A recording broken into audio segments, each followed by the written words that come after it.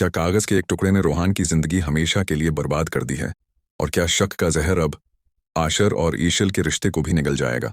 दोस्तों, drama serial Chaalbaaz के आज के एपिसोड में वो होने जा रहा है जिसका डर सबको था, लेकिन अंजाम उससे भी ज्यादा खौफनाक निकला है। कहानी की शुरुआत इस इंतहाई जज्बाती मंजर से होती है जहां रोहान और अनाया अस्पताल में डीएनए रिपोर्ट का इंतजार कर रहे हैं। रोहान के चेहरे पर परेशानी है, लेकिन अनाया के चेहरे पर एक अजीब सा इत्मीनान और सख्ती है। जैसे ही डॉक्टर नर्स के जरिए रिपोर्ट रोहान के हाथ में थमाता है तो रोहान के हाथ कांप रहे होते हैं। रोहान डरते डरते वो लिफाफा खोलता है और रिपोर्ट पढ़ते ही उसकी आंखों से आंसू जारी हो जाते हैं। रिपोर्ट में साफ लिखा होता है कि वो बच्चा रोहान का ही है और डीएनए 99% मैच कर गया है। रोहान खुशी और शर्मिंदगी के मिले जले जज्बात के साथ अनाया की तरफ देखता है और कहता है कि शुक्र है अनाया, ये साबित हो गया कि मैं ही बाप हूं। लेकिन यह खुशी की खबर रोहान के लिए मौत का परवाना बन जाती है, क्योंकि उसे फौरन अनाया की वो शर्त याद आ जाती है जो अस्पताल आने से पहले अनाया ने उससे लगाई थी और स्टाम्प पेपर पर साइन करवाए थे। रोहान वहीं अस्पताल के कॉरिडोर में अनाया के कदमों में बैठ जाता है और गड़गड़ा कर कहता है कि अनाया, मुझे माफ कर दो, मैं बहक गया था। मैंने तुम्हारे किरदार पर शक किया, लेकिन मैं तुमसे और अपने बच्चे से बहुत मोहब्बत करता हूँ। लेकिन अनाया का दिल अब पत्थर का हो चुका है। वो रोहान को हकारत से देखती है और कहती है कि अब रोने का कोई फायदा नहीं रोहान। अनाया उसे वो कागज दिखाती है जिस पर रोहान ने खुद साइन किए थे कि अगर रिपोर्ट पॉजिटिव आई तो वो बच्चे और अनाया से दस्तबरदार हो जाएगा।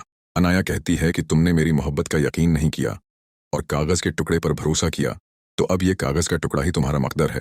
रोहान चीखता रहता है, मनते करता है कि अनाया, मुझे छोड़कर मत जाओ, मैं मर जाऊंगा। लेकिन अनाया उसे मड़कर भी नहीं देखती और वहां से चली जाती है, क्योंकि एक औरत सब कुछ बर्दाश्त कर सकती है लेकिन अपने किरदार पर शक बर्दाश्त नहीं कर सकती। ये मंजर बहुत ही अबरतनाक है कि कैसे शक हंसते बसते घर को उजाड़ देता है। दूसरी तरफ कहानी का दूसरा और अहम पहलू ऐशल और शायान की वो मुलाकात है जो रेस्टोरेंट में हो रही है। ऐशल ने अब एक खतरनाक खेल शुरू कर दिया है। वो शायान को अपनी बातों के जाल में फंसा रही है। ऐशल शायान की आंखों में देखकर कहती है कि शायान, तुम ठीक कहते थे, मैं आशिर को नहीं समझ सकी और आशिर मुझे नहीं समझ सका। ऐशल कहती है कि आशिर एक कमजोर मर्द है जो मेरे लिए कभी अपने भाइयों और भाभी के सामने खड़ा नहीं हो सका। मैं ऐसे कमजोर सहारे से थक चुकी हूँ और मुझे लगता है कि तुम मुझे ज्यादा बेहतर समझते हो। शायान, जो कि ऐशल को हासिल करने के लिए पागल है, वो ऐशल की इन बातों में आ जाता है। शायान कहता है कि ऐशल, अगर तुम मेरी हो जाओ तो मैं दुनिया उधर की उधर कर दूंगा। मैं असद के सामने आयजा भाभी का सारा कुचा चुट्ठा खोल दूंगा और तुम्हें इन सब से नजात दिला दूंगा। ऐशल बज़ाहिर तो शायान की बातों में हाँ में हाँ मिला रही है, लेकिन दरअसल वो शायान के मुना से सच अगलवाना चाहती है। लेकिन बदकिस्मती से वहां असद और आयजा भी मौजूद हैं जो दौर बैठे ये सब देख रहे हैं। आयजा असद के कान भरती है कि देखा आपने, ये दोनों कितने आराम से बैठे मुस्तकबल की प्लानिंग कर रहे हैं। असद गुस्से में वहां से उठता है और सीधा घर पहुंचकर आशिर पर बरस पड़ता है। घर पहुंचकर असद आशिर को कहता है कि मुबारक हो, तुम्हें तुम्हारी बीवी गैर मर्दों के साथ डेटिंग कर रही है। हमें तो पहले ही शक था, लेकिन आज मैं अपनी आंखों से देख कर आया हूं कि वो शायान के साथ हंस हंस कर बातें कर रही थी। आशिर, जो पहले ही नफसियाती दबाव का शिकार है, वो असद की बात सुनकर टूट जाता है। जब ऐशल घर आती है तो आशिर उससे सवाल करता है कि तुम शायान से मिलने क्यों गई थी? तुम्हें मुझे या घर वालों को बताकर जाना चाहिए था।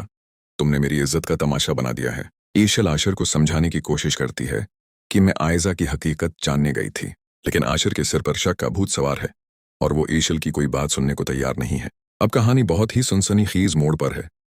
एक तरफ रोहान है जिसका घर अजड़ चुका है और वो सड़कों पर रो रहा है, और दूसरी तरफ ऐशल है जो अपना घर बचाने के लिए आग से खेल रही है। अब सवाल ये पैदा होता है कि क्या ऐशल शायान को इस्तेमाल करके आयजा को बेनकाब करने में कामयाब हो जाएगी, या फिर शायान और आयजा की चाल में खुद फिंस जाएगी और आशिर उसे तलाक दे देगा? और क्या अनाया रोहान की तड़प देखकर उसे माफ कर देगी या अपनी शर्त पर कायम रहेगी?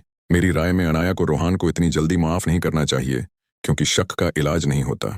अपनी कीमती राय कमेंट बॉक्स में जरूर दीजिएगा। अल्लाह हाफिज।